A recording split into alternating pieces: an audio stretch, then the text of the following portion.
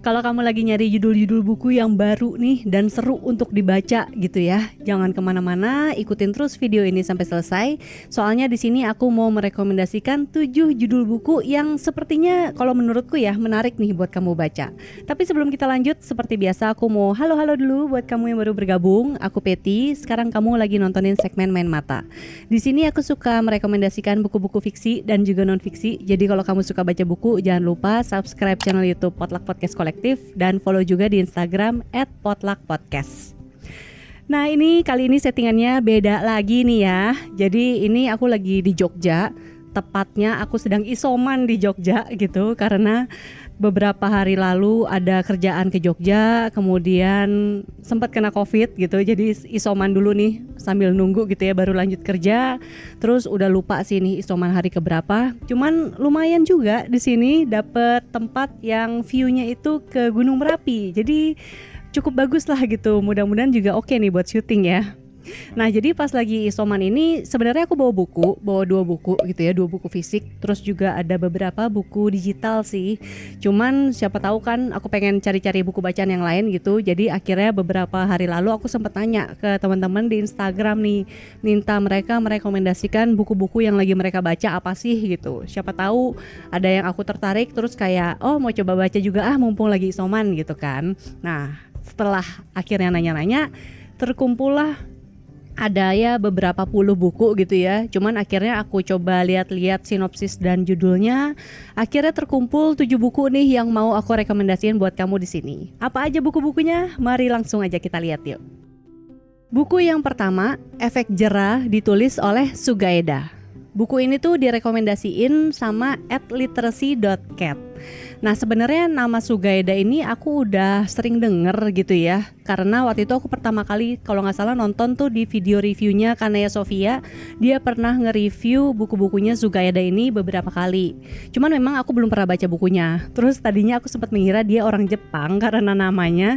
Tapi ternyata itu cuma nama alias aja. Nama aslinya Ade Agustian. Jadi Sugaeda itu sebenarnya namanya dibalik. Nah karena aku belum pernah baca bukunya, tapi dari reviewnya Aya gitu ya katanya bagus. Kemudian juga Sugaeda ini udah pernah menerbitkan beberapa buku. Dan kalau aku lihat di Goodreads penerimaannya tuh juga cukup baik gitu di kalangan pembaca. Jadi aku cukup penasaran. Sinopsis Efek Jera kayak gini nih. Walau masih muda, Dio merasa tak punya masa depan. Masa remajanya sudah habis di jalanan bersama anak-anak terlantar lain. Kini di usia 19 tahun, ia harus berjualan DVD bajakan untuk bertahan hidup. Namun suatu hari, Om John, pensiunan intelijen angkatan darat itu datang dan menawarinya pekerjaan aneh. Dio yang awalnya ragu akhirnya menerima pekerjaan itu. Apalagi Om John adalah orang yang pernah ia kenal baik di masa lalu. Ia hanya tak menyangka harus menjalani pelatihan berat. Akan tetapi itu baru permulaan karena bahaya nyata justru sedang menunggu.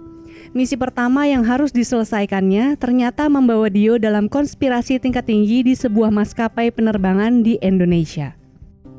Buku yang kedua, Bumi yang Tak Dapat Dihuni, ditulis oleh David Wallace Wells. Kalau buku ini direkomendasikan oleh akun @kintan_najmia.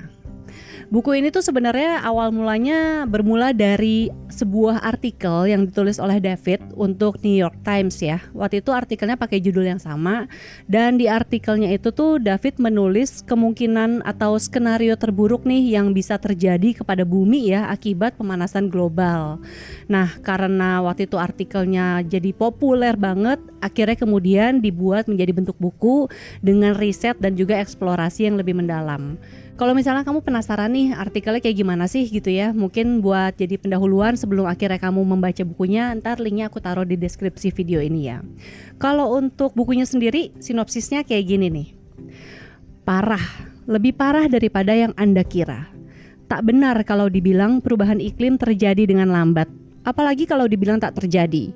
Dan jika kekhawatiran Anda mengenai perubahan iklim sebatas efeknya menaikkan permukaan laut, itu belum apa-apa. Baru secuil dari segala kemungkinan musibah yang disebabkannya, yang bisa terjadi bahkan dalam masa hidup seorang remaja sekarang. Selama beberapa puluh tahun belakangan, istilah antroposen telah memasuki imajinasi populer. Nama untuk era geologis yang kita alami didefinisikan dengan campur tangan manusia terhadap planet ini. Namun meski Anda mungkin sadar bahwa kita telah merusak alam dan jelas kita sudah melakukannya, siapa tahu kita justru baru memprovokasi alam ketika dalam ketidaktahuan awalnya, lalu ketidakpedulian, sekarang kita membuat sistem iklim yang akan memerangi kita selama berabad-abad, barangkali sampai kita musnah. Sistem itu akan mengubah kita, merombak semua aspek cara hidup kita. Planet ini bukan lagi menopang impian kemakmuran, melainkan mimpi buruk yang nyata. Buku yang ketiga, Anak Bajang Mengayun Bulan, ditulis oleh Sindunata. Buku ini direkomendasikan oleh @katsuki kari. Mungkin kamu tahu karyanya Romo Sindu dari bukunya dia yang Anak Bajang Menggiring Angin gitu ya. Atau mungkin ya dari karya-karyanya dia yang lain juga, karena Romo Sindu ini udah menulis banyak banget buku, terus juga sudah menulis banyak banget artikel juga, karena beliau ini kan memang juga seorang jurnalis gitu ya. Nah, buku Anak Bajang Mengayun Bulan ini tuh bisa dibilang buku kedua dari Anak Bajang Menggiring Angin, yang waktu itu tuh pertama kali terbit kayak 40 tahun yang lalu ya. Berarti itu tahun 1982, udah lama banget. Nah, sinopsis bukunya kayak gini nih. Ia sedaging dan sedarah dengan adiknya. Mengapa ia harus menjadi tampan dan adiknya menjadi buruk rupa? Mengapa bukan dia yang mewujud jelek dan adiknya yang mewujud tampan? Apakah ini karena perbuatan nasib? Kalau demikian, alangkah tidak adil dan semena-menanya nasib ini dalam memilihkan takdir bagi ciptaannya. Ataukah dengan kemena-menaannya itu, nasib hendak menentukan jalan yang berbeda bagi dia dan adiknya? Seandainya ada jalan yang berbeda, bagaimanakah nasib harus mempertanggungjawabkan kebahagiaan yang seharusnya boleh dinikmati dengan adil oleh siapa saja? Anak Bajang Mengayun Bulan karya Sindunata menampilkan kisah sebuah keluarga menjalani sukacita dan tragedi dalam kehidupan.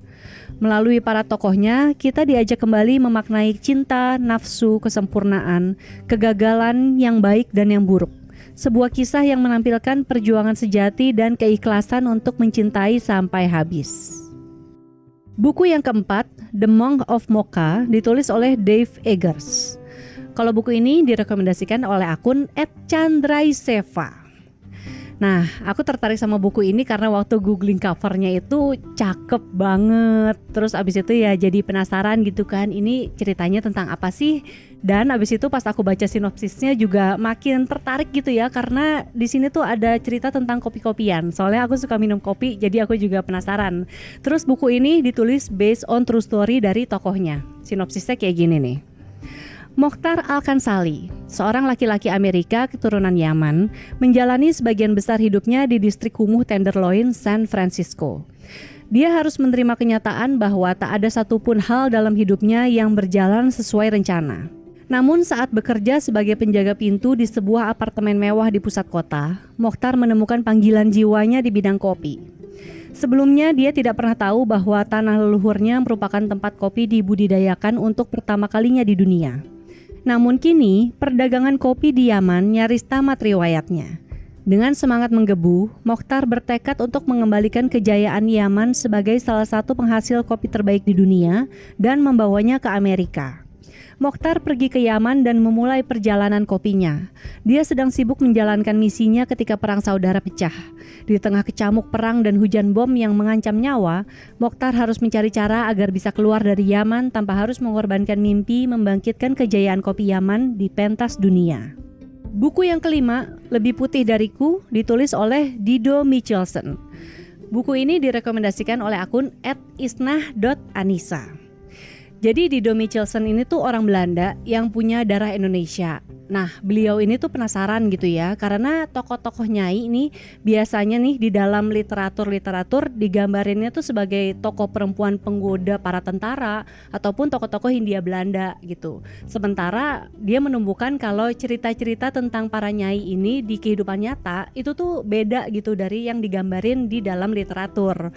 Maka akhirnya dia mencoba untuk menelusuri lagi nih, dia akhirnya nanya ke neneknya, ke nenek buyutnya juga gitu ya, untuk menemukan lagi tentang penggambaran tokoh Nyai di era kolonial Belanda di Indonesia.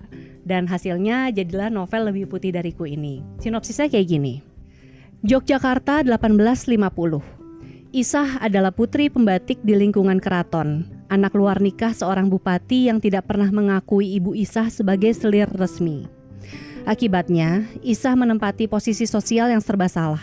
Dia berbeda dari orang awam di luar lingkungan keraton, tetapi dia juga mendapati diri berada di lapisan bawah dari hierarki ketat dunia keraton. Dengan akal dan tekadnya yang kuat, Isah berusaha merebut takdirnya sendiri dengan kabur dan menjadi nyai seorang perwira Belanda. Namun realitas dunia kolonial ternyata juga tak seperti yang diangankan oleh impian naif masa mudanya. Novel ini adalah novel sejarah yang memukau tentang pencarian posisi, hasrat, dan identitas di Hindia Belanda akhir abad ke-19. Buku yang keenam, I'm Glad My Mom Died, ditulis oleh Jeanette McCurdy. Buku ini juga direkomendasiin oleh akun @isnah.anissa.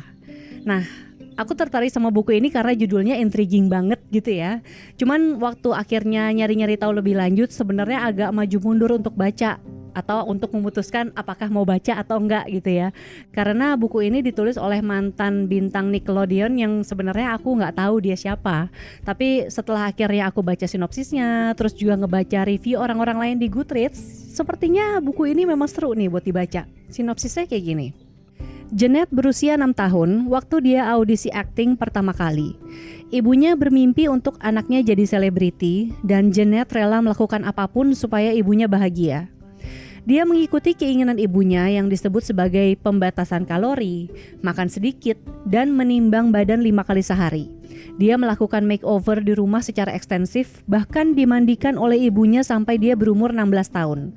Dan dia juga membagikan diary, email, dan semua pendapatannya ke sang ibu.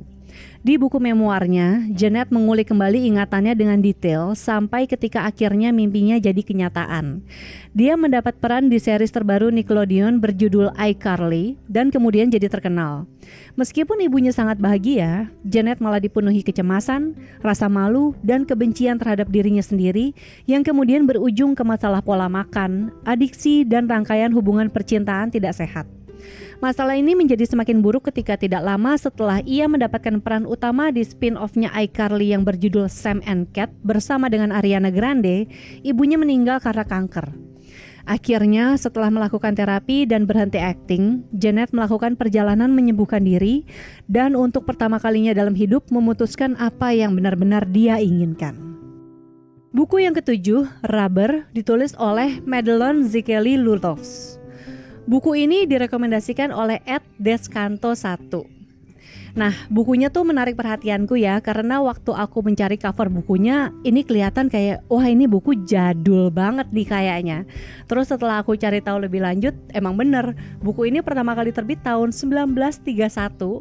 Terus aslinya tuh bukunya berbahasa Belanda, tapi pernah diterbitin dalam bahasa Indonesia ya, oleh penerbit Graffiti waktu tahun 1985. Sampai sekarang kayaknya udah gak ada lagi deh. Sinopsisnya kayak gini nih, dan ini aku terjemahin dari sinopsis di Goodreads yang berbahasa Belanda ke bahasa Indonesia nih ya.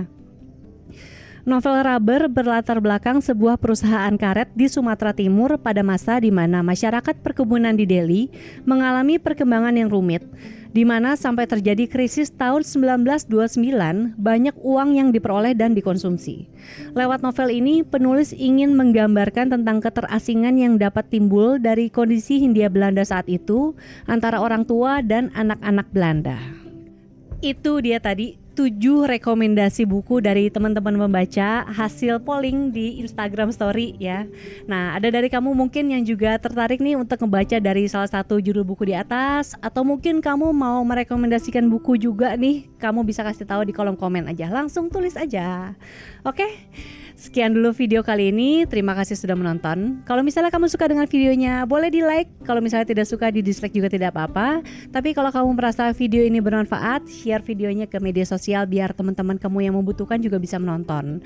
Dan terakhir, jangan lupa subscribe channel YouTube Potluck Podcast Kolektif. Tekan tombol lonceng notifikasi biar gak ketinggalan kalau ada video terbaru, dan follow di Instagram @potluckpodcast. Sampai jumpa lagi. Dah.